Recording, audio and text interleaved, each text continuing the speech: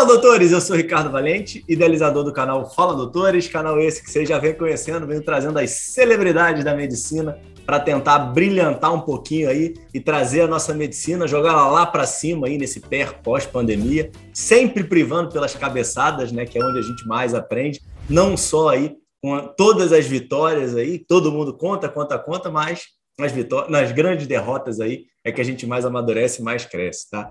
Hoje a gente tem mais um super convidado para comemorar o nosso episódio de número 90, Dr. Leonardo Aguiar, médico cirurgião plástico, empreendedor da saúde, grande selecionado para o FutureMed da Singularity University, diversos artigos publicados, um palestrante de TEDx, que eu vou colocar aqui o link, que é um TEDx assim, espetacular, vocês têm que assistir, vamos conversar sobre ele. Idealizador do Ladu, um projeto que a gente vai ouvir também dele. Super e-book, que eu adorei o título, Hipócrates em Tempos de Dr. Google. Ainda não li, hein, Léo? Vou ler. Super pai do Pedro. Fala, doutor Leonardo. Muito bem-vindo. Obrigado aí pela presença. Muito obrigado pelo convite, Ricardo. É uma honra estar aqui com vocês e estou muito feliz de estar podendo compartilhar um pouco da minha história, um pouco do que a gente viveu nesses últimos anos e que faz conexão muito com o seu propósito que a gente estava conversando, que é de inspirar outras pessoas a entrarem nesse mundo de empreendedorismo, de inovação, enfim, contribuir para um mundo melhor através da cuidado de saúde, uso das novas tecnologias, enfim, tem bastante coisa para a gente falar. Muito obrigado pelo convite e vamos conversar bastante. Eu que agradeço. Fazendo aí sempre um agradecimento e uma conexão, quem acabou que conectou a gente muito Leonardo foi meu professor aí e mentor aí num curso da Startse, que foi um curso aí espetacular, junto com o Carlos Eurico também, outro fera aí que eu adoro. Então, assim, brigadão aí pelas conexões aí que o mundo coloca a gente. Obrigado aí por estar participando, Léo. Mas vamos lá. Você nasceu aonde, Léo? Qual é a tua origem aí? Conta um pouquinho aí da onde você nasceu, da onde você veio e como é que era a tua constituição familiar na tua infância. Ah, que legal. Essa é uma pergunta que é bem interessante. Eu nasci no Rio de Janeiro, fui criado em Curitiba, vim para o sul aqui, né? Só que antes de ir para Curitiba tem um detalhe que ninguém sabe. A gente foi morar no Rio, minha mãe é carioca, meu pai era catarinense, mas conhecia minha mãe no Rio de Janeiro, e a gente foi morar no interior do Paraná, numa usina hidrelétrica. Sabe quando eles constroem aquela usina hidrelétrica e tem aquela vila dos profissionais? A gente foi morar bem no interior, numa cidade que não tinha nada, e a gente morou 1 ano, 2 anos lá, e depois foi morar em Curitiba. Em Curitiba eu passei toda a minha infância. Teus pais trabalhavam lá? O que vocês foram fazer na usina hidrelétrica, Leonardo? Meu pai era engenheiro, ajudou na obra da usina hidrelétrica, e minha mãe, ela tinha acabado de se formar em publicidade no Rio, mas foi acompanhar meu pai. E eu nasci já no Rio, acho que eu fui com 2 anos de idade para lá. E é aquelas loucuras daquela época, né? Acho que foi na finalzinho da década de 70, 78, 79. Enfim, tinha essas loucuras ainda pelo Brasil. A gente morou era uma vila que a gente chamava mesmo, o nome era Vila. E não tinha nada. Pessoal que assistiu, os mais jovens que assistirem aqui, não vão entender muito não, né? Vão achar que você está aumentando um pouquinho a história. Não, mas é verdade. Tinha uma época no Brasil, que era essa época, que estavam se construindo usinas hidrelétricas no Brasil inteiro. E meu pai é engenheiro, formado aí no Rio, e foi para lá. Foi convidado, então vai. Hoje em dia não tem mais muito disso, né? A nossa matriz energética já está um pouco mais definida. E de lá a gente acabou a obra, a gente foi para Curitiba, onde eu fui criado. De Curitiba eu passei numa faculdade no Rio Grande do Sul. Irmão, Leonardo? Eu tenho um irmão que... Mais velho ou mais novo? Como é que é isso? Ele é 4 anos mais novo do que eu. 4 anos mais novo do que eu. Também carioca, a gente já morava em Curitiba, mas ele foi nascer no Rio e voltou. E a história do meu irmão é muito interessante. E aí, perdão, fala, a história do teu irmão é interessante por quê? Porque o Rafa, eu gosto muito de falar disso, né? Porque o Rafa, ele fez fisioterapia em Curitiba e no final da faculdade ele quis estudar direito. E minha mãe falou assim, não, tu não vai largar a fisioterapia, tu termina e depois vai estudar direito. Ele falou, tá bom, eu vou, mas eu quero ir embora do Brasil. Eu falei, tá bom. Depois foi estudar, finalizar o direito em Portugal, na Clássica de Lisboa. Aí, fazendo fisioterapia, olha como o mundo dá voltas. Fazendo fisioterapia, resumindo a história, se formou lá, fez a faculdade, fez o mestrado na Bélgica, enfim, entrou para a Organização das Nações Unidas, para a ONU, e morou em tudo que era país que estava em conflito nos últimos anos. Por exemplo, no Iraque, na época da guerra, na época do Saddam, Timor-Leste, Serra Que Leoa, isso? na Jordânia, tudo que era lugar, Camarões, na questão do Boko Haram. Então, assim, o Rafa tem uma história muito interessante, porque ele aliou toda a Mas expertise ele vai dele. sozinho, né? Ele constituiu família, né? Nessa confusão toda? Não, não constituiu, sozinho. Teve, claro, Aham. teve um momento que ele teve uma esposa, casaram, que a esposa também ia no Médicos Sem Fronteiras, mas depois acabaram se separando. Mas, Tá como é que eu vou difícil, dizer? né? É muito complicado. Aí eles falam assim, a vida no campo é muito difícil, não é? Não tem nada de glamour assim para quem vai para missão, né? É uma questão bem tensa. Uhum, Mas por que que é interessante? Porque como a gente começa a falar de background, olha que loucura. Então o uhum. Rafa usou o background dele de fisioterapia, o background do direito, aprendeu gestão de projetos na Bélgica e aplicou isso na ONU. Então vários projetos que ele fazia na ONU era relacionado à saúde. Por exemplo, um centro de reabilitação em Camarões, construção de hospital lá em Serra Leoa, 2 hospitais em Serra Leoa, sempre com lado de saúde. No Iraque também tinha lado de saúde. E quando você me convidou, a gente vai falar da sua vida, eu falei, cara, mas o que tem minha vida? E quando você começou a me falar, começou a me dar um monte de insight. E aí, por isso que eu vou falar, teve essa história do Rafa, mas teve uma coisa que eu fiz que poucas pessoas sabem também. Eu fiz o segundo grau, como meu pai era engenheiro, eu fiz de eletrotécnica. Eu fiz uma escola técnica, então eu aprendi Ah, você fez escola sobre técnica? escola técnica. Fiz Cefet aqui em Curitiba, onde era em Aham. Curitiba, e lá aprendi um pouco de tecnologia, de transformador, eletricidade, resistência. Eu achei que nunca mais ia usar isso na minha vida, nunca mais. E aí o mundo dá muitas e muitas e muitas voltas, e hoje em dia o que eu falo de tecnologia, de resistência, de aparelhos, enfim, o mundo deu várias voltas. Você usa esse teu segundo grau pra caramba, né? Muito, muito. E esse foi o insight que quando você conversou comigo, falou, não, quero falar da tua vida. Eu falei, mas o que tem minha vida? É impressionante, porque realmente nós somos o que nós construímos, nós somos a nossa história, né? E o fato de a gente honrar a nossa história, a gente facilita o que a gente é hoje em dia, a gente favorece. Então, Totalmente, totalmente, totalmente. e às vezes a gente quer negar a nossa história, fala, não, nunca mais, eu não gostava de ir para a escola técnica. Meu pai que queria que eu fosse, Aham. eu não gostava. E por muito tempo eu tive bloqueio. Mas se eu te falar que hoje é o meu grande diferencial na área da saúde e de inovação, é o fato de eu ter feito isso no segundo grau. Mas e onde aparece a medicina aí na tua vida? Onde é que veio aí? Hoje a gente fala muito de propósito, né? Tinha propósito de cuidar? Era porque era o curso mais difícil de passar? Como é que é? Como é que foi a escolha da medicina para você? Tem A gente médico na tá família, Leonardo? nenhum, sou o primeiro. Ah. Olha, é o que aconteceu. Um dia a gente estava lá em Curitiba, né? A gente morava lá em Santa Felicidade, lá no final de Santa Felicidade, né? E meu irmão, o que que eles estavam. Resumindo a história, meu irmão foi atropelado na frente do meu condomínio, foi atropelado por uma Kombi. E meu pai já foi chamado, eu vi ele ali no chão, não sabia o que fazer, e ele convulsionando, tremendo, e a gente achou que ele ia morrer, né? Eu era jovem, eu não estava no segundo grau, o meu irmão devia ter uns 11, 12 anos, sei lá, 13 anos. E aí a gente estava super preocupado, e naquele momento Curitiba estava implantando um sistema de emergência chamado CIAT. Foi um dos Uhum, primeiros no Brasil, antes até do SAMU, então era o primeiro uhum. CIAT. E o CIAT resgatou o meu irmão, eu lembro até hoje, levou ele para o Hospital Evangélico, lá em Curitiba, e conseguiu salvar a vida do meu irmão. Realmente, ele teve um coágulo, ele teve um TCE de moderado a grave, ficou na UTI, teve algumas sequelas neurológicas, sequelas motoras, questão de fala, visão, memória.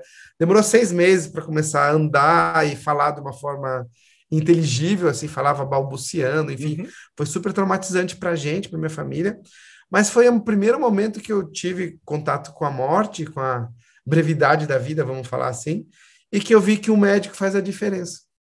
eu senti ali, claro, teve outros momentos, mas ali foi muito impactante para mim. Eu falei, cara, eu consigo também ajudar algumas pessoas, transformar a vida de algumas pessoas. E aquilo ali foi um marco para mim. E a gente carrega uma ferida no nosso coração, enfim. Até essa semana é a segunda vez que eu falo sobre isso, faziam quase 20 anos que não falava sobre isso, mas foi por causa disso. Por causa disso.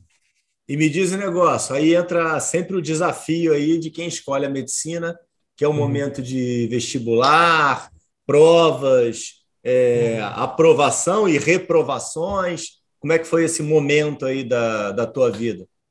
Para mim foi tenso, né? Porque como eu fiz escola técnica, olha, isso faz muito mais de 20 anos do que eu não falo. Como eu fiz escola técnica, teve algumas matérias que eu simplesmente não tive. Uhum. Biologia, não tive. Sei lá, geografia, não lembro se eu tive. História, teve algumas matérias que normalmente as pessoas têm no segundo grau, não tive. Tive que aprender ali no terceirão ou estudando, né? E Sim? realmente, eu tive dificuldade, eu não passei no primeiro ano, nem no segundo. Aham. Passei no terceiro ano, na minha terceira tentativa no vestibular. Eu Eu passei fui na minha morar, terceira tentativa também, né? né, na minha terceira. Eu fui morar lá no Rio Grande do Sul, lá em Pelotas, que era longe, uma cidade fria, longe, mas foi uma das experiências mais incríveis da minha vida, que eu conheci pessoas maravilhosas, que eu sou amigo até hoje, enfim. É aquilo que onde a gente menos espera, a gente encontra as melhores experiências, é o que a gente Primeira vez que tava você mora falando. sozinho? Foi sair de casa para morar sozinho a primeira vez lá em Pelotas, no Rio Grande do Sul. Uma cultura diferente, uma cidade diferente, mas Pelotas é uma cidade muito peculiar, sabe por quê? Sempre foi uma cidade muito rica. Tem Uhum. a época que eles falavam no teve uma época, acho que é do Império, no começo do século, não sei dizer bem qual a época, mas as três cidades mais ricas do Brasil eram Rio de Janeiro, Santos e Pelotas. E, por exemplo, quando chegava a luz elétrica, é nas três cidades. O Uhum. esgoto canalizado nas três cidades. Peças teatrais, quando viam, era Rio de Janeiro, Santos e Pelotas. Então, teve várias situações que Pelotas foi a precursora. Então, é muito interessante como a cidade de Pelotas tem uma cultura extremamente rica, extremamente forte, assim. É Pelotas impressionante. vive mais do que ele, em termos de No, econômico. nessa época, acho que vivia da questão das charqueadas, do charque, né? Tá. Da carne e tudo isso. Agora tem muita questão de agroindústria, eles têm muita questão de. Tem uma feira de doces super famosa, mas é basicamente indústria do arroz, agroindústria e frutas, enfim, nesse sentido. Uhum. Hoje em dia é Entendi. isso. E E é uma aí você cidade fica lá os. universitária. A universidade é muito forte, né? É, muito Você fica forte. lá, você fica lá os 6 anos, faz uma Isso. faculdade aí abrangente, faz uma faculdade com algum foco. Como é que foram teus 6 anos aí de faculdade? Na verdade, é assim, só foram 6 anos lá em Pelotas, e como minha família morava em Curitiba, então toda vez que eu ia para Curitiba, aonde que eu fazia estágio? Que eu adorava fazer estágio? No pronto-socorro do evangélico, Do aonde meu evangélico. irmão foi atendido, aonde Imaginei. aconteceu toda essa história que eu já te falei. Então, vivia lá no pronto-socorro, aprendi muito, foi uma escola incrível, sempre fui muito bem recebido lá no evangélico.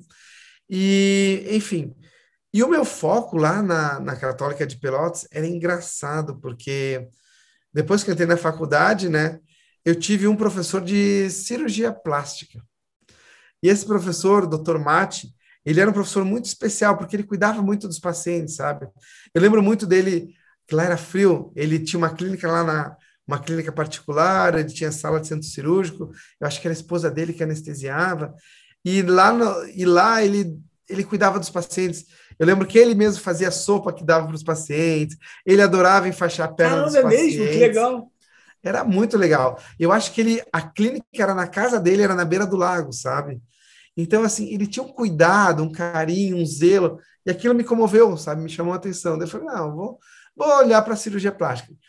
E aí eu tinha um amigo meu de infância que foi morar no México, e eu falei assim, poxa, doutor Mate, tem alguém que você conhece lá no México? Daí ele me apresentou um cirurgião plástico de Porto Alegre, e esse cirurgião de Porto Alegre me deu uma carta para conhecer o cirurgião plástico do México, chamado Dr. José Guerreiro Santos, que era um cara mais conhecidos no México inteiro, mundialmente famoso, e que eu acabei fazendo estágio com ele quando eu estava, acho que no quarto ano da faculdade, fiquei lá uns 2 meses, E, enfim, e ali eu fiz toda a minha base, falei, não, é isso que eu quero para a vida. Eu fiz estágio de cardiologia, cirurgia geral e plástica no México, e a cirurgia plástica foi que me encantou. Então, daí E me que diz um saí dessa negócio, faculdade. você tava com foco já na cirurgia plástica no quarto ano que você está falando? Quarto ano eu comecei a ter esse foco. Mas até o final da faculdade, eu ainda fiquei entre ortopedia, cardio, plástica, esses três. E a cirurgia geral, assim. Ah, não, é isso que eu ia te perguntar. O que você acha desse foco em uma especialidade no meio da faculdade? Acaba que eu tento trazer esse canal, né, muito para o estudante de medicina, né, muito para o jovem Uhum. recém-formado, e fico tentando pegar alguns insights aí do pessoal com mais experiência para trazer para eles. Acho e sempre falo, né, não existe receita de bolo, né? Não é Uhum. porque o doutor Leonardo falou que esse é o melhor caminho que é o único que pode ser feito, né? Mas como é que você vê? Qual é o teu ponto de vista em escolher um caminho e seguir ele desde o início ou do meio? Como é que você vê isso? Quando você fala assim, cara, essa pergunta é genial, porque quando você fala escolher, você tem que tomar uma decisão. E para tomar uma decisão, você tem que definir uns critérios. E você só pode definir os critérios daquilo que você conhece. E aí, o que Perfeito. que eu falo para os meus alunos assim, cara, como é que você vai escolher uma coisa que você não conhece?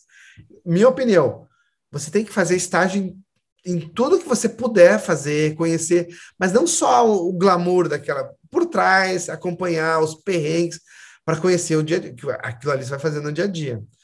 Então, assim, para você tomar a melhor decisão, baseada em quais critérios, você tem que conhecer aquilo.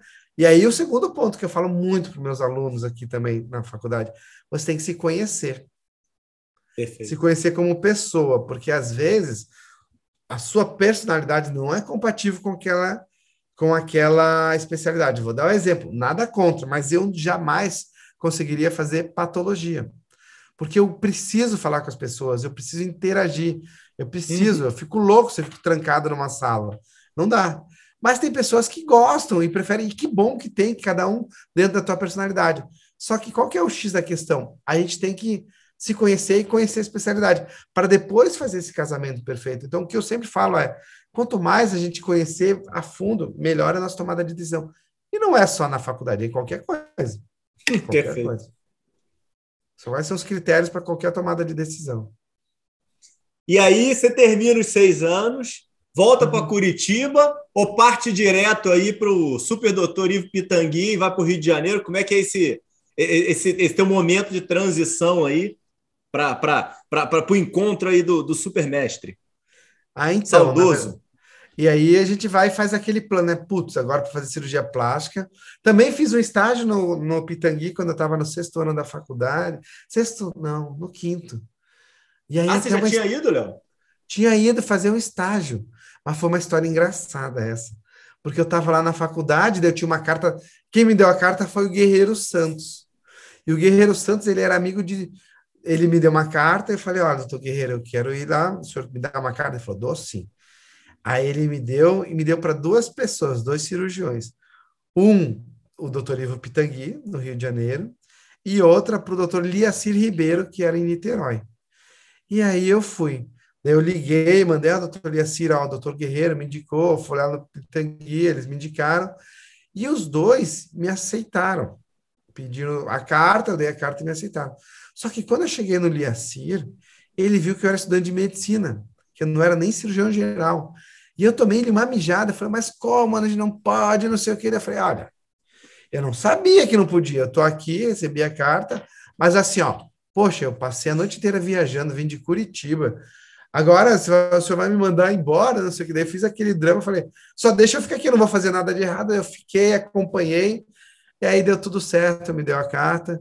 E lá no Pitangui foi a mesma coisa, eu expliquei, aí eles me aceitaram, mas eu não sabia que naquela época era muito restrito. E Uhum. aí, nesse momento, a ignorância é uma benção, né? Porque senão não tinha acontecido. E aí eu acabei indo, né? Acabou a faculdade, eu falei, não, e agora? O que que eu preciso fazer? Não, você precisa fazer uma residência de cirurgia geral. E a gente começou a mapear as residências de cirurgia geral. Eu queria ficar no sul, eu queria ficar aqui mais para ficar mais perto da minha casa, né? O mais perto possível. Então, daí eu fui procurando as residências, muitas Mas eram por na que você mesma. tinha ficado longe, Léo? Porque você tinha Sim. ficado os 6 anos fora e você queria ficar mais em casa? Não era mais em casa, era até mais perto, porque Pelotas era 1.000 quilômetros de Curitiba. Então não era sempre que a gente ia. E a gente só tinha. Ah, essa história é engraçada também. E só tinha um ônibus que ia, é um ônibus da Penha. Mas era um ônibus, você não tem ideia. Esse ônibus ele fazia a linha Rio Grande, Fortaleza. Rio Grande é uma cidade 60 quilômetros para baixo de Pelotas e até Fortaleza. E nessa época que eu fiz faculdade, a BR-101, que era por onde ele vinha, estava em reforma aqui no sul. A viagem demorava às vezes 17 horas, 18 horas de lá até lá. Nossa, e a gente falava que o banco ele só tinha duas posições, ou era 90 graus ou era 85 graus. E quando a gente chegava, a gente descolava do banco assim. Cara, era surreal assim a viagem. E não dava para ir sempre. A grana curta, não tinha facilidade de viagem aérea, aeroporto de Pelotas não é o que era hoje, enfim. Ah, você trabalhava, Léo? Como é que era esse negócio de grana Eu não tinha durante a faculdade? meu pai e minha mãe que ajudavam, eu Aham, não tinha grana e, enfim, não tinha não tinha como, não trabalhava, não tinha como sustentar, então eu tá. tive uma bolsa, um crédito educativo, né, que me ajudou muito, Aham. 50%, paguei 50% da faculdade, os meus pais pagavam o aluguel, e aí quando eu me formei durante a residência, daí eu paguei a outra metade, né, com nossos plantões, enfim, daí eu que paguei a faculdade. Mas é Não, aquela e aí, história, não... você falou que mapeou as residências de cirurgia e eu te interrompi. E aí, como é que você Aham. mapeou e foi para onde? Então, daí eu mapeei as residências, daí eu descobri uma que eles iam estar começando um programa de transplante renal em Santa Catarina. Eu falei, transplante renal. Não, não era transplante renal, transplante hepático. Eu falei, cara, eu vou tentar lá. E era em Blumenau. E aí acabou que eu escolhi Blumenau, acabei passando em Blumenau, aqui, que é onde eu moro hoje em dia. E foi a primeira. No estado tinham 5 vagas de cirurgia plástica, de residência de cirurgia geral. Seu geral. Aham. 5 vagas.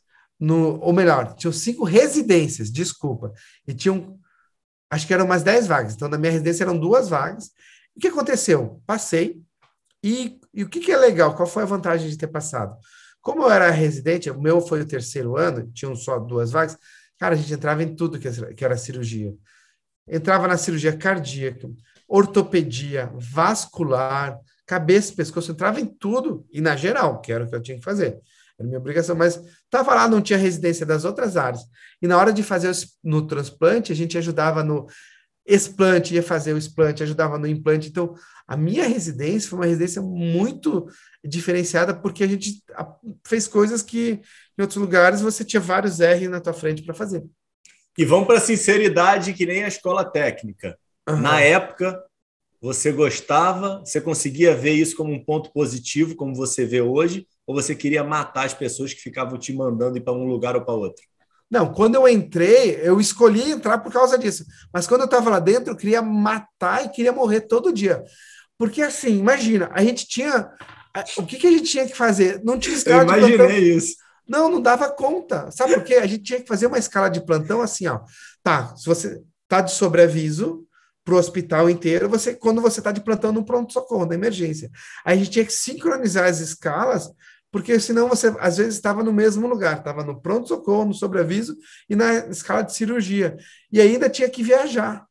E nós éramos em 4 residentes, 2R2, 2R1. Cara, era surreal, você sempre Desumano. tá, você sempre estava de plantão. O problema é quando você estava em 2 escalas ao mesmo tempo. E aí que o bicho pegava. Era isso. Uma escala você tinha que fazer, não tinha como. Porque tinha que pelo menos um Você, R1 e um você, come, R2. você começou a estudar física quântica nessa época, né? Ah. Olha, se eu te falar que né, foi nessa época que não tem R1 de geral que não surte, né? Não tem R1 que não surte, mas nessa época a gente surtou. Mas bem legal que você falou, porque eu tive alguns mestres, assim, que eu considero, que foram meus professores, que eram pessoas bem espiritualizadas, assim, cara, e cirurgiões gerais, e que se não fossem eles, a gente tinha surtado todo mundo, sabe? São amigos até hoje. E aí que é nessa hora que você começa a ver o quanto você aguenta, que você fala, não, Não Sim, é sim, sim, possível. sim. Sabe aquilo que você, ó, viajou a noite inteira, foi pegar, a gente foi lá até Chapecó, fazer todo esse plano de trás, passa um tempão, não come direito, daí chega de noite, termina a noite no plantão, atendendo emergência, chega lá às 6:30 da manhã para ajudar na cirurgia, e daí teu preceptor ainda te dá aquela, você esqueceu aquela prescrição de dar alta, volta, não vai entrar em cirurgia. Cara, você não, você treina resiliência. Aí que tá. É Olha, isso que você treina. o mais legal de fazer isso aqui, essas gravações, é exatamente isso. Eu te ver assim, você dando aula lá na Start, não sei o que, não sei o que lá, tal, tudo dando certo. Parece que a vida assim é um conto de fadas, né? Uhum. E tem Não, um monte de defeito aí no meio do caminho que as coisas vão dando errado e você se constitui no que é hoje por causa disso, né? olha, e vou te dizer, essa que é a grande sacada, e foi até o que o Pitangui falou, a maior quantidade de coisas deram erradas. Só que a Perfeito. gente se expôs a tanta situação, vamos supor que 10% deu certo. Mas se você entrou em tanto estágio, fez tanta coisa, e 10% deu certo, não, tudo bem. Mas é que a gente fala, estressou tanto essa situação que chega uma hora que não tinha como dar errado. Cara, por exemplo, eu queria, daí tava na residência, né? Daí acabou a residência, eu falei, meu sonho é estudar com o Pitangui, eu tô aqui para estudar com ele lá. Aí, olha como, você vai ver onde vai chegar essa história. Eu falava no hospital, o pessoal ria da minha cara. Falava, nunca que você vai entrar no Pitangui. Jamais você vai entrar, não tem jeito, é muito difícil. Eu falei, não, é meu sonho. Eu só fazia a prova pro Pitangui. De novo, eu escolhi lá, só fazia a prova. Daí não passei na primeira. Daí fui lá de novo, na segunda. Não passei. Aí eu fiz a terceira vez. Falei, não, essa é minha terceira e última. Eu fiz lá e fiz a prova no Cajuru, em Curitiba, com o doutor Rogério Bittencourt, que eu fiz lá com ele, que daí eu fiz o estágio com ele também. Eu falei, vou tentar ele lá. Daí Eram o que anuais aconteceu? essas provas, Leonardo? Anuais, uma vez por ano você fazia. Tá. Aí eu cheguei e falei com o doutor Rogério. E na do doutor Rogério eu passei na entrevista. Passei, daí eu falei, agora eu me ferrei. Por que que eu me ferrei?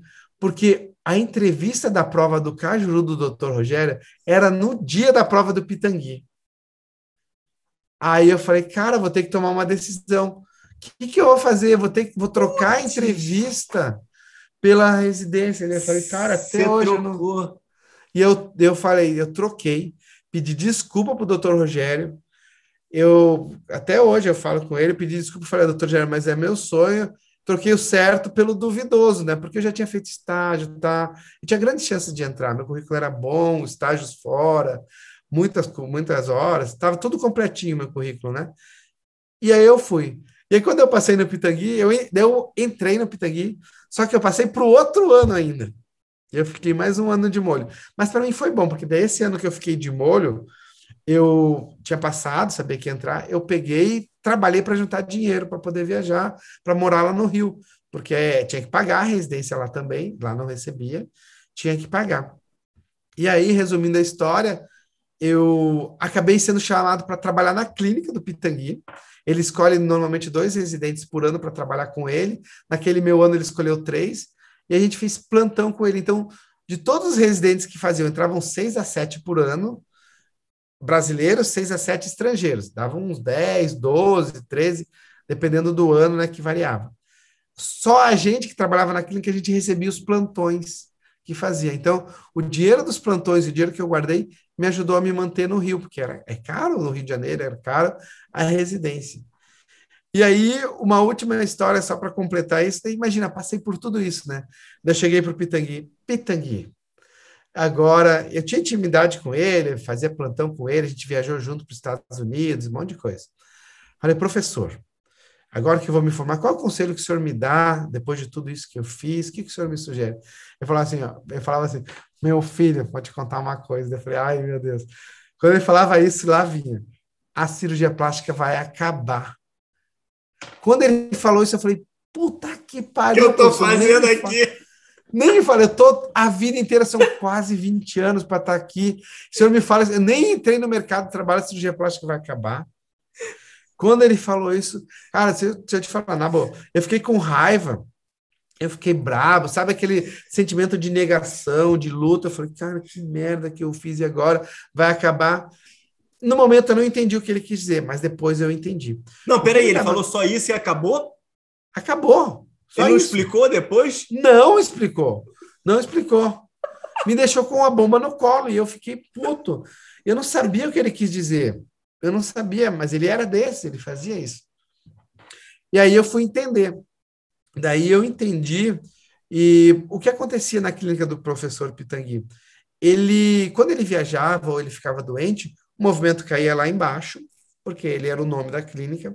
E naquela época, daí, os funcionários eram demitidos, era um mau aperto, era uma complicação. E eu falei, cara, que complicado isso, né? Na clínica do Pitangui, essa clínica tem mais de 50 anos, um Aham. centro mundial, né? Já veio o rei, presidente, todo mundo operar aqui, e acontece isso. Eu pensei, cara, eu vou entender o que está acontecendo e vou estudar. Aí, nesse momento, me deu o estalo. Eu fui estudar negócios na PUC do Rio. Fui estudar, eu queria fazer Empretec, não dava, porque era uma semana parado. Eu fui estudar negócios, eu achei uma oficina de planejamento de negócios, chamada OPN, com o professor Lauf, no Instituto Gênesis.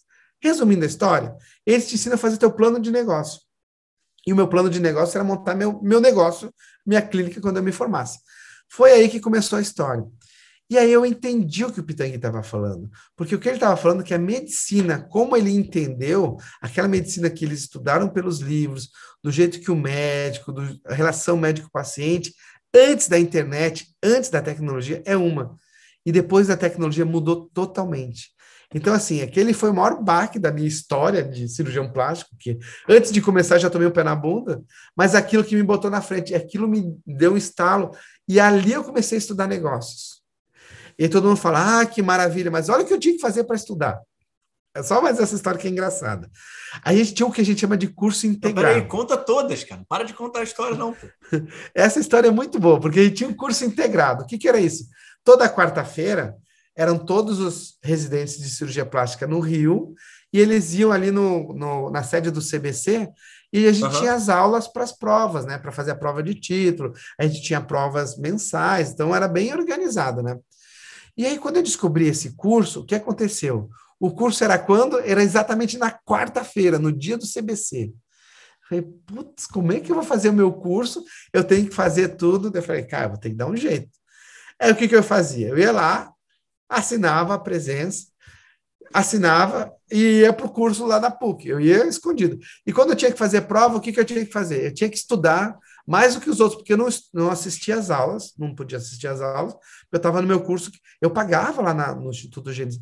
Era barato, mas eu pagava. Estudando negócio, estudando as duas coisas ao mesmo tempo. E eu tinha que ir muito bem na prova, porque eu não podia reprovar. Eu não podia, porque se você reprova no curso integrado, daí você não pode fazer a prova de título. Tinha umas situações As assim. regras. Aham. Tinha umas regras. E eu tinha que ir muito bem, mas eu não assistia a aula, eu tinha que estudar por conta. E aí eu tinha que me dedicar ao dobro, né, dessa situação. E aí o que acontecia? Quando tinha prova, ninguém entendia, eu não ia para a aula, eu fazia a prova correndo, eu tinha que sair para dar tempo de chegar lá no outro curso, porque eu não podia perder as aulas. Então foi essa é a minha jornada. Então, sempre, cara, nunca a coisa é tão simples como parece, nunca a coisa é tão fácil. Mas toda vez que você pega um problema e você transforma, aquilo te dá mais força de vontade. O tempo que eu tinha para estudar, eu estudava, eu comia os livros e tinha que fazer, era isso. E aí começou a Caramba, inovação. fenomenal. Então foi doutor Ivo Pitangui que te colocou no empreendedorismo e na inovação. Exatamente. Porque ele me Cara, mostrou que o jeito que a medicina era praticada, e olha que ele era muito avançado. Ele era tão avançado que, imagina, na época dele, imagina, ele começou a clínica na década de 60. Imagina se chega uma princesa do Oriente Médio, como chegou, e chega aí lá na clínica dele e falava assim, ó, agora você vai fazer o raio-x na Lagoa, o ultrassom você vai fazer na Barra, o exame de sangue você faz ali em Copacabana. Cara, não ia dar certo. Imagina se pega um artista famoso de Hollywood fazendo isso, não ia. O que ele fez naquela época? Ele coordenou os serviços, desenhou os serviços, tu fazia tudo na clínica dele. Ele tinha clínico geral, cardiologista, então o paciente chegava, era tudo centralizado. Hoje a gente chama de coordenação do ele tinha. cuidado. Ah, isso que eu ia falar. Ele tinha jornada do paciente que você faz tão bem aí, você já tinha aula disso já há anos atrás. Exatamente. Por exemplo, como é que era a jornada do paciente dele antes? Quando o paciente tinha os consultórios dele, era terça e quinta de manhã, né? Terça e quinta de tarde. Terça e quinta de manhã ele passava a visita nos pacientes que estavam internados, daí tinha salinhas, nos pacientes internados, nos pacientes de ambulatório, e de tarde, aí a gente fazia, os residentes faziam a primeira consulta dos pacientes, depois ele só ia o paciente ia para o Pitangui já com a consulta feita, ele só examinava o paciente e fazia as indicações cirúrgicas, né? Então ele já tinha tudo exatamente mapeado, todas as rotinas, mas aí eu só fui aprender disso quando eu fui fazer o curso de empreendedorismo. Ele já focava na experiência dos pacientes dele, porque ele tinha que fazer isso. Ele já era um cara muito diferenciado. E me diz o negócio, isso aqui eu não posso deixar de perguntar para você que teve a oportunidade de conviver com ele com uma sumidade dessas. Quem foi o doutor Ivo Pitangui para você, na tua visão, como preceptor aí, como mestre para você? Ele foi o médico mais corajoso que eu já conheci na face da Terra. Um médico corajoso, e aquele que sabe que quando ele é coragem, para mim, não é ausência de medo. É mesmo com medo, você vai lá e faz. Mesmo com a chance de dar errado, você vai lá e faz. E aí tem várias histórias que ilustram essa coragem dele, sabendo, cara, isso pode dar muito errado, mas eu vou fazer porque eu acredito no ideal. Vou dar um exemplo, uma história que ele conta. Quando a gente lembra que eu acabei de contar quando a gente fazia as consultas, né, para os pacientes do Pitangui. E no final do consultório sempre tinha uma celebridade que ele recebia, um embaixador, um presidente, uma pessoa famosa. E quando ele recebia essa pessoa, ele chegava para a gente e fazia assim, ó, fazia assim. Quando ele fazia assim, a gente já sabia que a gente atravessava a clínica inteira e tinha que pegar um cafezinho que vinha numa xicrazinha, 2 cafezinhos, uma bolachinha e aquele plástico filme em cima. A gente pegava aquele cafezinho e levava para ele tomar junto com a celebridade. Era isso. Daí um dia eu falei, resumindo, a gente ficou um tempo lá, perdeu o voo, estava chovendo. Falei, professor, por que essa história do cafezinho? Conta pra gente essa história do cafezinho, né? Daí ele falou assim, e isso depois ele tem num livro dele, ele falou assim, quando eu vim para o Brasil, olha só a história, quando acabou a Segunda Grande Guerra, teve alguns cirurgiões que ficaram responsáveis pelos soldados de guerra, pelos feridos, que é o Dr. Gilles na França, acho que é o Mackindu nos Estados Unidos, o Kilner na Inglaterra, alguns cirurgiões bem famosos. E o Pitangui foi estudar com cada um deles. Então ele agregou esses conceitos para ele, como uma cirurgia plástica moderna, talvez. E quando ele voltou para o Brasil, ele falou assim, eu vou lá conversar com o presidente, com o Juscelino. E aí ele falou assim, quando ele chegou para conversar com o Juscelino, que era ainda no Rio, a sede do governo, aí ele falou, Juscelino, eu sou o Pitangui, lá de Minas, não sei se você me conhece. O Juscelino falou, claro, te conheço você, conheço teu pai, também sou mineiro, enfim. Mas o Juscelino falou assim para ele, Pitangui, no Brasil não se começa nenhuma conversa séria sem antes a gente tomar um cafezinho. Quando ele falou aquilo para o Pitangui, ele falou, caramba, é verdade. E aí ele sempre falava isso, ó, não se começa nenhuma conversa séria sem antes tomar um cafezinho. E esse é um ritual que a gente tem quando faz alguma reunião, que você sai para almoçar com alguém, vai fazer alguma reunião, você só começa a falar de negócios na hora do cafezinho. Você almoça, janta, daí é no cafezinho que faz. Isso foi muito legal, porque ele teve muita coragem de chegar e falar, ó, meu sonho é montar a Santa Casa, você pode me ajudar a começar a montar a enfermaria na Santa Casa. E ele enfrentou e foi. Isso aprendi com ele, não ter medo de, cara, eu vou lá e vou falar com esse cara. Vou lá e vou perguntar, vou fazer isso foi muito legal. E com isso, aí as ideias extrapolaram, né? Os congressos, as homenagens, os instrumentos que ele criou. Pô, imagina, na década de 60, a gente fazer ciência de primeiro mundo, porque ele tinha uma escola, ele criou uma escola de cirurgia plástica com produção científica, né? Imagina, no Brasil, referência científica na década de 60. Ele não tinha computador, era ciência, aquela hard science no sentido de, era planilha na mão, as fotos eram slides que a gente tinha que ficar organizando as fotos de slides das cirurgias. Então, imagina um cara para fazer ciência reconhecida mundialmente na década de 60, na década de 70. O cara teve que ter tido muita coragem de comprar desde aparelho de slide, projetor de slide, enfim. Por aí a gente vai longe. Não, brilhante, brilhante. E tem umas histórias mesmo que são muito peculiares, né? Vocês que Surreais. tiveram vivência com ele, eu gosto muito de perguntar aqui, poxa vida. Só sai coisa boa vindo dali. Sim. Mas me diz o negócio, aí tudo bem. Aí você acaba essa baita formação, essa baita da experiência, teve a oportunidade, ficou em crise existencial por causa do Fiquei. coitado doutor Ivo Pitangui aí, saudoso aí, que quase matou um Presidente fellow antes dele dele. aí. Aham. E aí, você está com essa baita formação, aprendeu aí a fazer um plano de negócio estruturado, estava com a inovação aí nos cascos no momento que ninguém estava pensando nisso. Para onde caminho foi tua vida? O que que Foi embora do Rio? eu fui embora do Rio, eu tive dois convites para ficar no Rio, mas eu resolvi voltar para Blumenau, porque foi o tempo, foi onde eu fiquei trabalhando por um período, foi onde eu fiquei. Aquele período que eu não passei na residência, eu fiquei trabalhando na emergência, fiquei ajudando outros cirurgiões, então fiquei ampliando minha rede de contatos. Então não foi o tempo perdido, né? E aí, quando eu voltei para Blumenau, eu falei assim: daí já tinha um plano de negócios, enfim. Então, voltei, comecei a dar aula na universidade.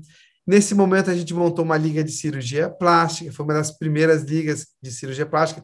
A gente até tem um artigo publicado internacionalmente falando, assim.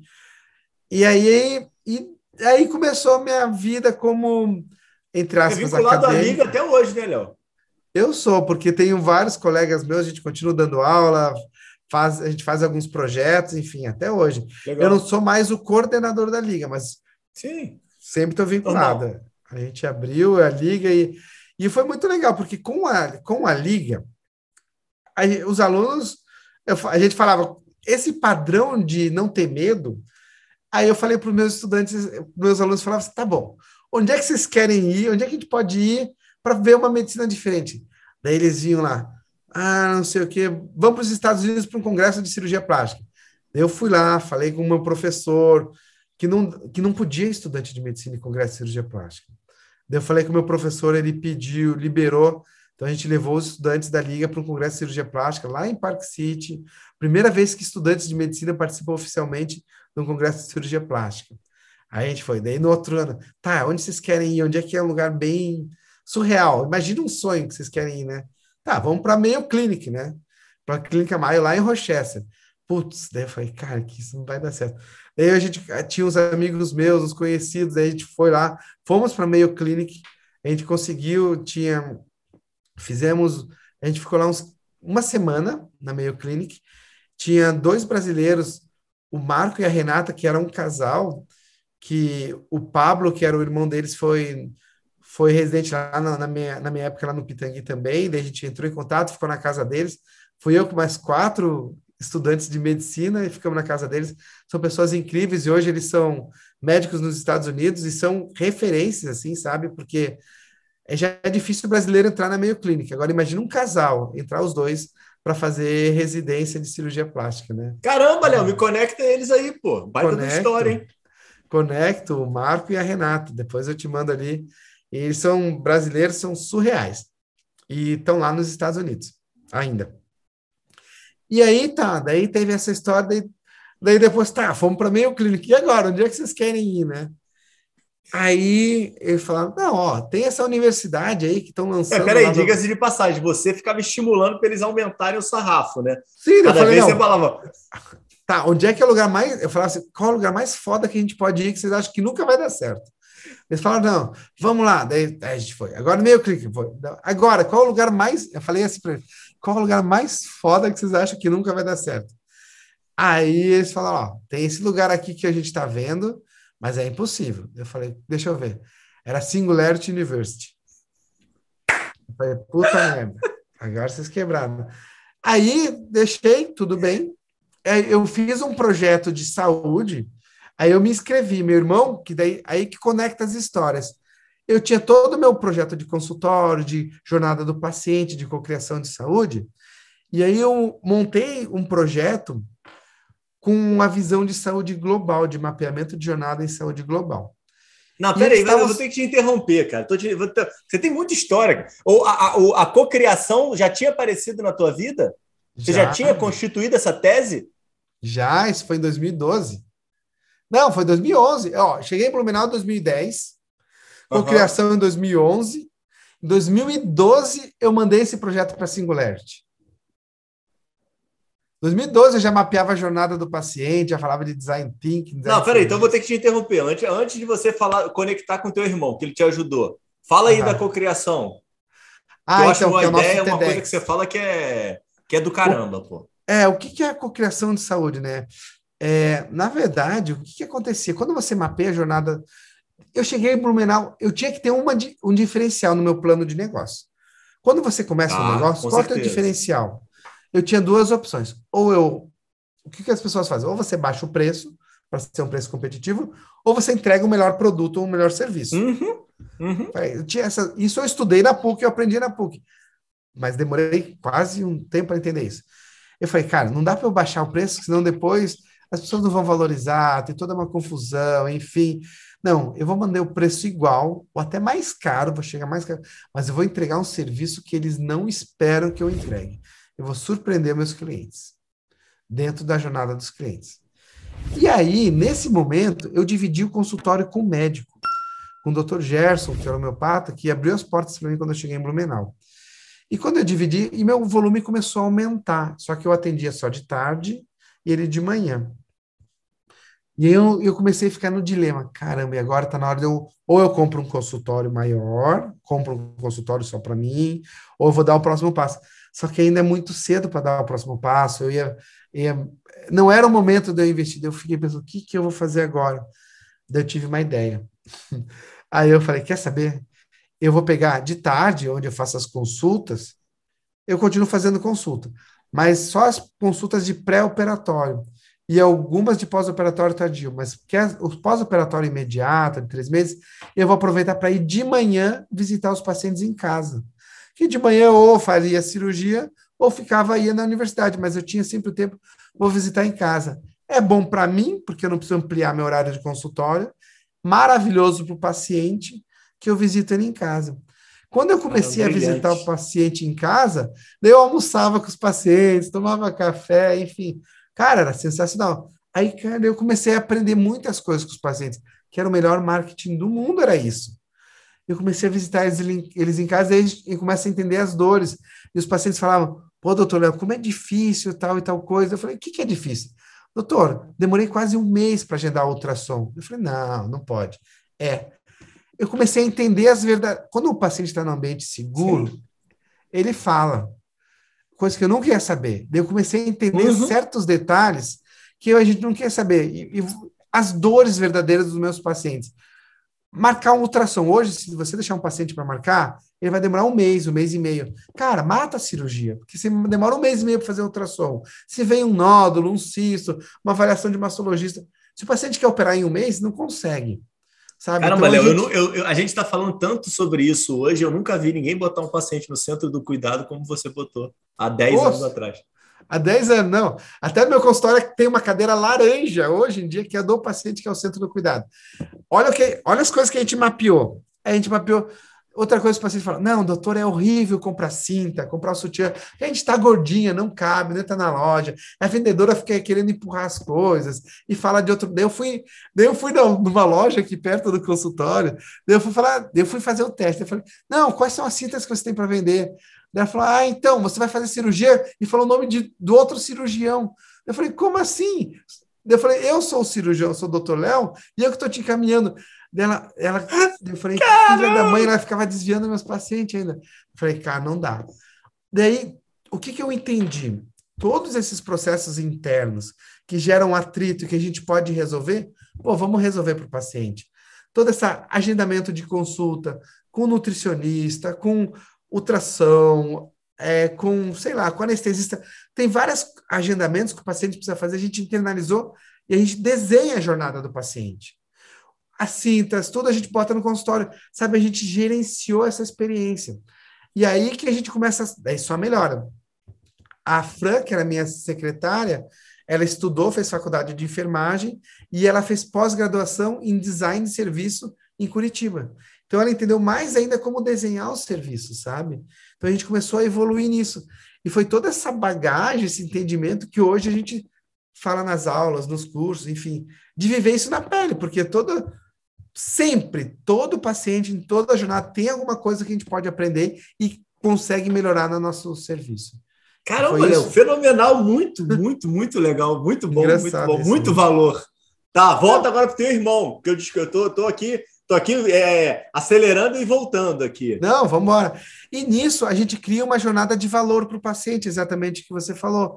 Porque para o paciente que está já desconfortável com a barriguinha, com a mama, eu vou botar ele numa situação mais desconfortável ainda para comprar uma cinta, ou um sutiã, ou agendar com um ultrassom com o médico que é, às vezes, grosseiro, mal educado, sabe? Então a gente começou com esse médico você não consulta, vai nesse cardio, olha, lá você não compra. A gente começou aí, e vai tirando os pacientes das crises. E a gente criou, a gente chama indicadores de performance. Por exemplo, comigo os pacientes conseguiam fazer ultrassom de mama em uma semana, sozinho, um mês.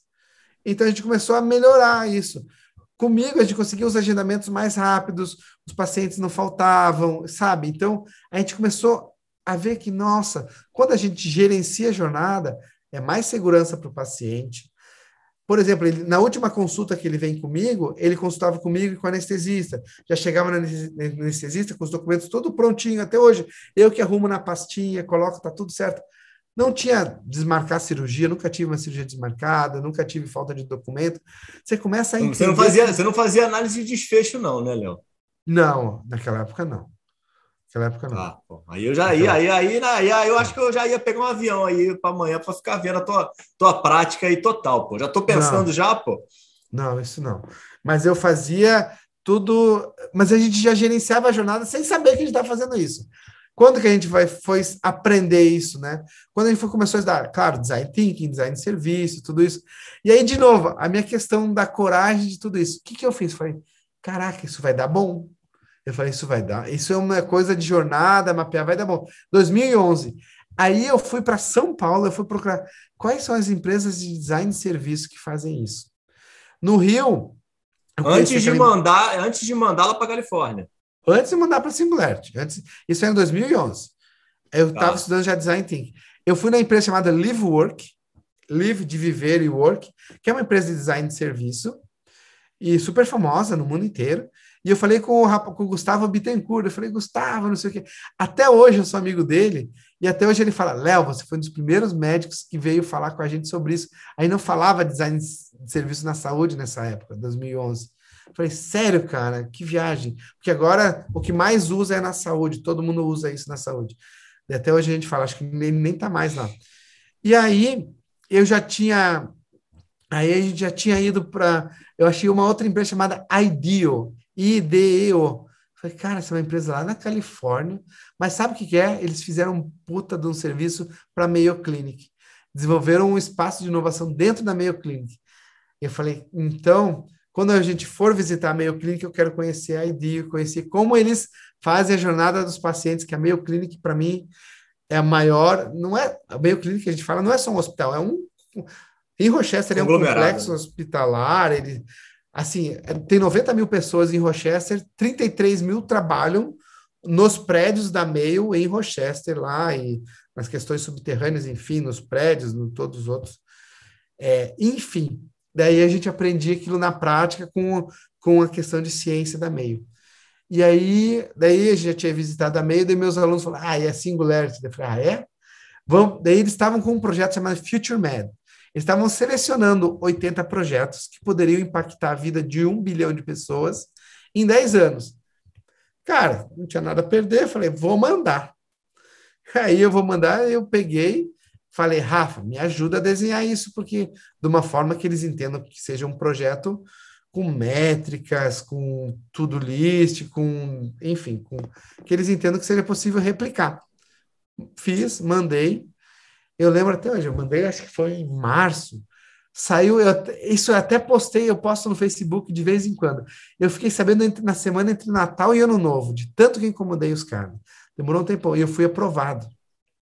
Aí, quando eu fui aprovado, entre os 80 profissionais, aí eles falaram assim, você foi aprovado, não sei o quê, só vai ter que pagar a pequena quantia de $24 mil. Daí eu falei assim, cara, não tenho US$ 24.000 para pagar assim. Sou brasileiro, não tem jeito. Daí eu devolvi, mas eu quero muito ir, é meu sonho, tá, tá, tá. Tipo, se eu não tivesse a coragem de falar isso, eu não ia, eu tinha desistido, né? Daí eu Não, quero peraí, ir. você tá de sacanagem. Você recebeu o aceite e falou para ele que não tinha como pagar? Sim, sim. Não, e não tinha US$ 24.000. Daí ele falou, não, então paga 12. A gente consegue dar um desconto de 50%. Eu falei, cara, eu não tenho US$ 12.000. Ele falou, então o que você pode pagar é o custo, porque você vai ficar uma semana lá, o custo é US$ 8.000. Menos que isso a gente vai estar pagando para você. Eu falei, não, US$ 8.000 eu pago. A gente ficou 7 dias, 8 dias no NASA Ames, 8 dias. Daí eu acertei e fechei, mas tem um negócio. Eu falei para eles, daí eles falaram, o que que é? Eu quero levar 4 estudantes de medicina. Daí eles falam, não, mas como assim? Eles estavam com uma outra, eles estavam com uma outra competição lá de um projeto, daí a gente aplicou um projeto da Liga, a gente aplicou, falou da Liga de Cirurgia Plástica, e falou assim, e a gente foi aprovado do projeto. Só que eu falei assim, ó, mas é o seguinte, a gente vai apresentar, mas ó, não tem nenhum real para pagar. Daí eles falaram, não, tá bom, pode vir com os 4 estudantes de medicina, mas eles não vão poder ficar no Caramba, que campus, legal. mas eles podem assistir às aulas e vão poder apresentar. E aí tem até o vídeo da Singularity, que estão os meus alunos apresentando, conhecendo todo mundo, isso em 2013. E olha que louco. E em 2013 eles tiveram nós éramos 80, que ficamos lá uma semana dormindo e acordando lá, nós éramos 80. Foi meus 4 alunos, que são médicos. Cara, eles se deram tão bem, eles foram tão bem, que no final do ano, o Future Med virou Exponential Medicine. Aquele ano eles mudaram para São Francisco para 300 médicos, 300 profissionais de saúde, porque era muita gente querendo ir fazer, mas aí não tinha mais tanta seleção, 300. E aí o que que eles fizeram? Eles convidaram meus alunos para ir de novo aquele ano. E aí, só que para apresentar, mandaram e-mail, tudo. Só que daí a gente não conseguiu ir em outubro daquele ano, e o custo era muito alto, só de passagem em São Francisco, enfim. Não era nem São Francisco, foi em San Diego. Lembra até hoje? Era muito alto, não teve. Mas aí os alunos foram convidados, cara, olha que surreal isso. E, enfim, essa é Pô, uma das parabéns. Cara, histórias. que legal, cara. Não, pô, muito bacana. Para eles foi louco. E os meus colegas de turma, as pessoas que participaram da minha turma, daí hoje tem muita gente. Um era o Salim Ismail, do Exponential Medicine, estava começando o livro dele, falando. O outro era o Bertrand Mesco, o Bercy, que é o tal do The Medical Futurist, é um cara bem famoso. O Maniche, um monte de gente que está despontando hoje, tá tudo na turma. Até hoje a gente se fala, troca ideias, um convida o outro, é nossa rede de contatos até hoje. É Cara, isso que foi. impressionante, que legal. E aí você bota em prática depois o projeto? Como é que você andou depois com ele? Depois tinha algum acompanhamento do pessoal de lá? Não, aí você tocou solo. Então, daí o que que acontece, né?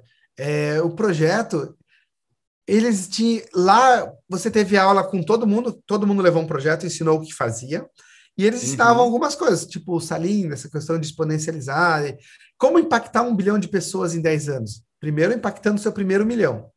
Como é que impactar o seu primeiro milhão? Impacta uma pessoa. E se você conseguir transformar a vida de uma pessoa, você está no caminho certo. E qual que é o grande segredo? E aí você vai ver que tudo que a gente falou hoje fecha. Você consegue mudar as pessoas mudam as instituições mudam a sociedade, e aí a sociedade transformada é que muda o mundo, que a gente impacta. E aí, Caramba, quando que eu legal. aprendi isso, quando eu vim para cá, voltei para Blumenau, a gente tem o que a gente chama de ACIB, que é a Associação Comercial Industrial de Blumenau, né? É o órgão dos empresários da cidade. Daí tinha o núcleo das academias, dos restaurantes, dos advogados, todos os núcleos. E aí a gente tinha o núcleo da saúde, a gente montou o núcleo de inovação da CIB. Então eu fui o idealizador, o primeiro coordenador do núcleo de inovação, justamente para expandir esses conceitos, divulgar esses conceitos.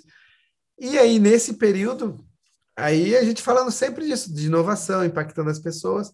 E nesse período apareceu o convite de uma empresa de São Paulo que trabalhava com finanças, falando assim, olha, a gente tem um projeto para você aqui, vamos vender suplemento, com os conceitos de saúde, de cocriação que você fala, vamos vender vitamina D para isso. Eu falei, não, cara, não vamos vender isso, vamos vender mudança de comportamento para as pessoas, vamos fazer protocolos para vender mudança de comportamento.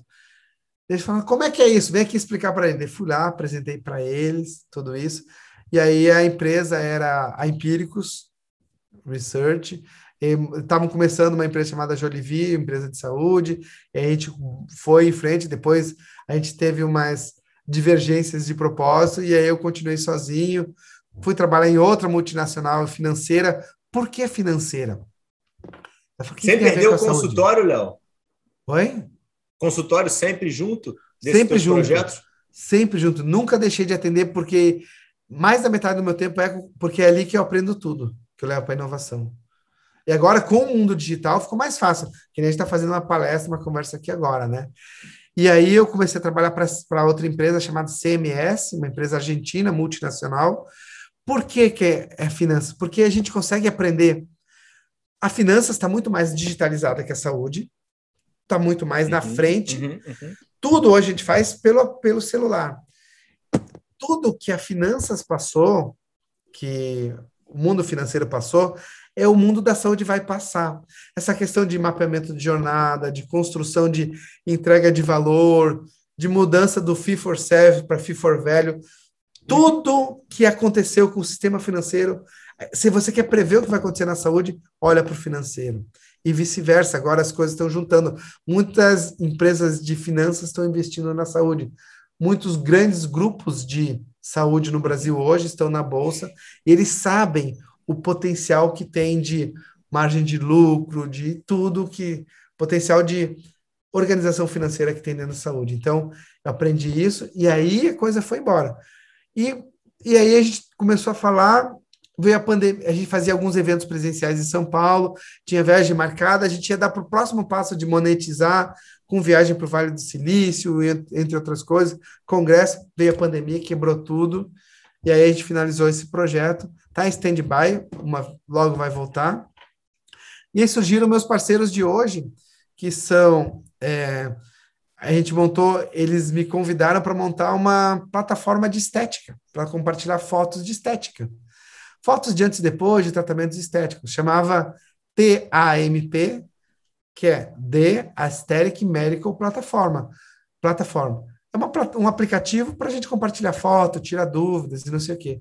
Daí eu falando com o meu sócio lá, eu fiquei sócio de um percentual dessa plataforma, falei, cara, isso não vai dar certo, porque a gente tem LGPD no Brasil, as leis, não dá para ficar botando foto de paciente. Ninguém botava, não deu certo.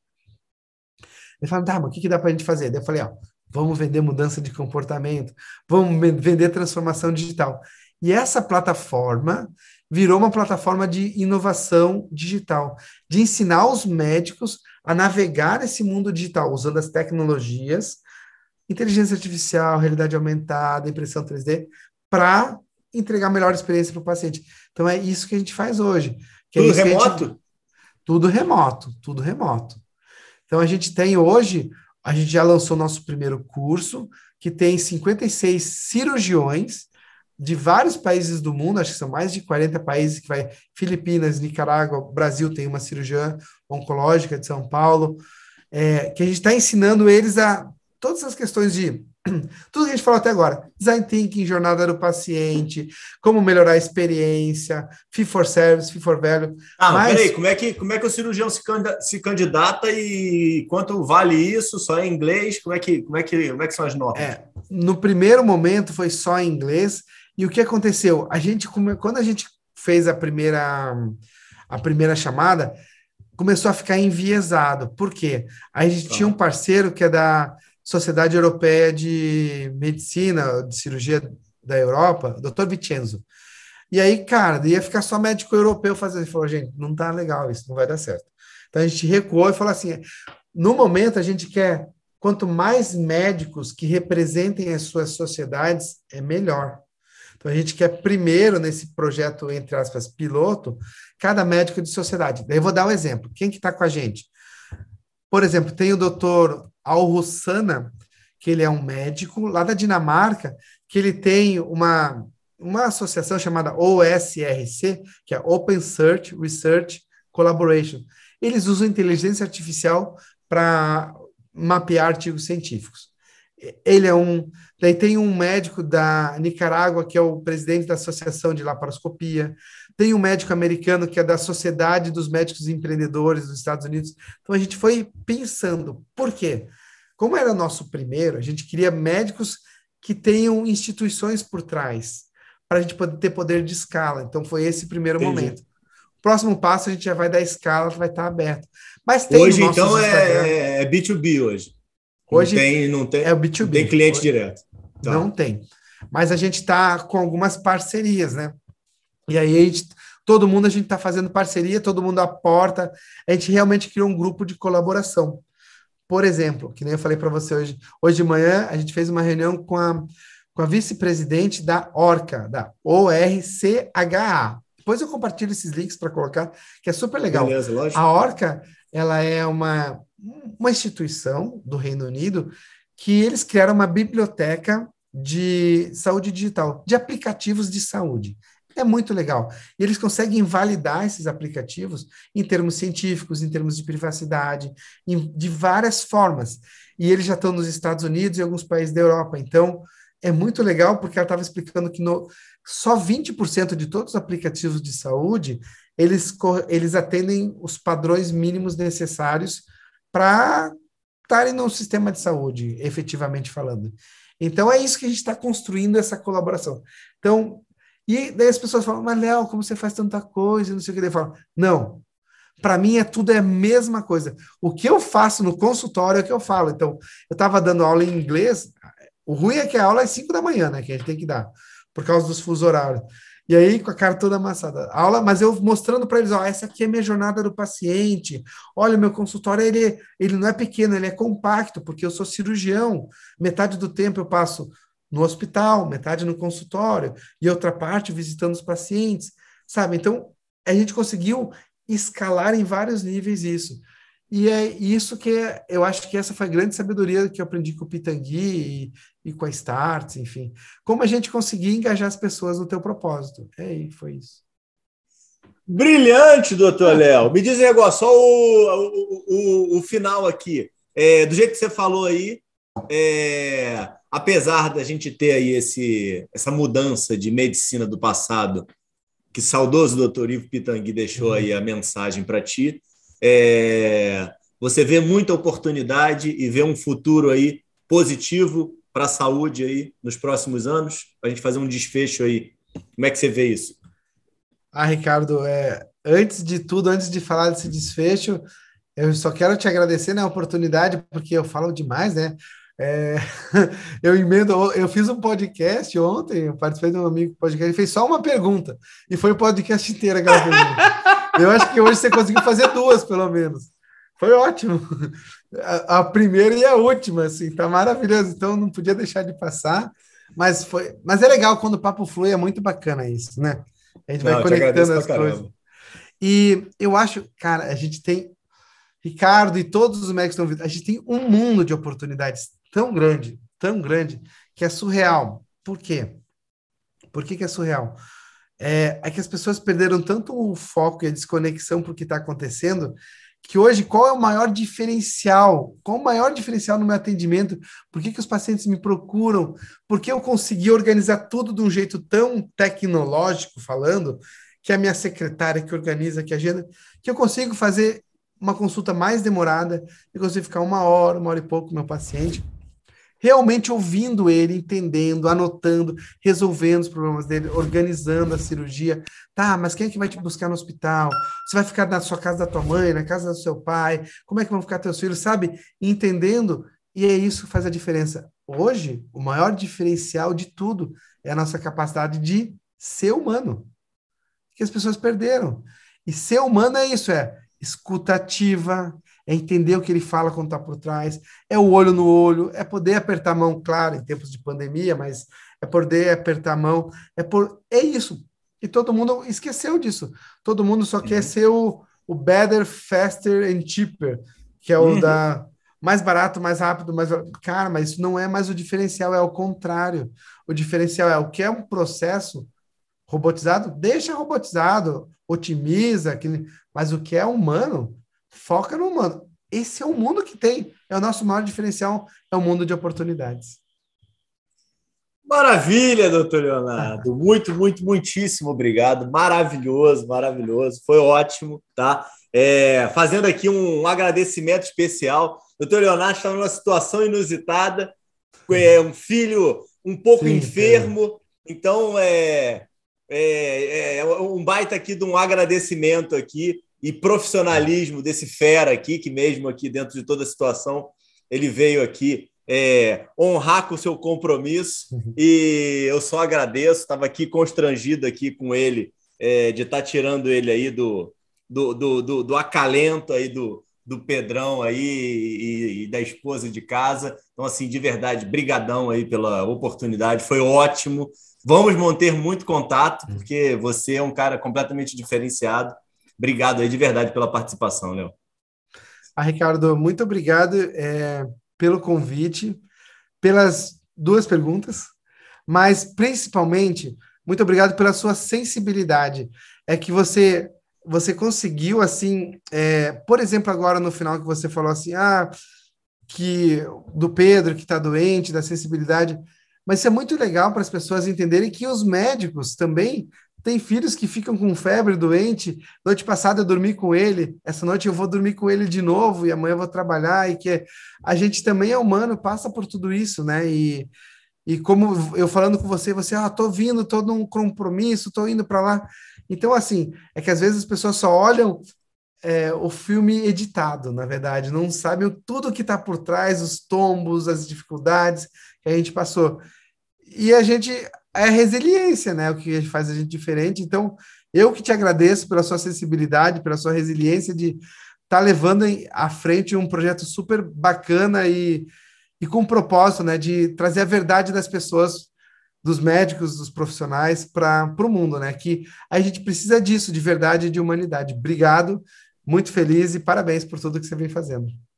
Episódio número 90, hein? Importante, hein? Valeu. Abraço, Léo. Obrigado. Tchau, tchau. Gente, boa noite. Fica com Deus. Tchau.